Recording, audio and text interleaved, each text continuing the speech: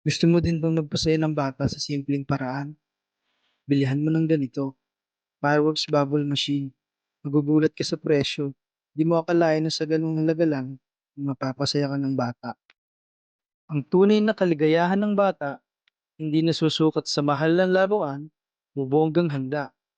Minsan, sapat na ang simpleng ngiti, 5 minutong pakikipaglaro, at pagbuo ng tiwala sa isa't isa. Hindi mahalaga kung sarili mong anak o anak ng iba.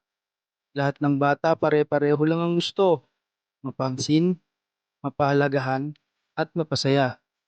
Kaya kung may batang napasaya ka, kahit sa simpleng paraan, tandaan mo, hindi ka lang nagbigay ng saya, nagtanong ka rin ng alaala.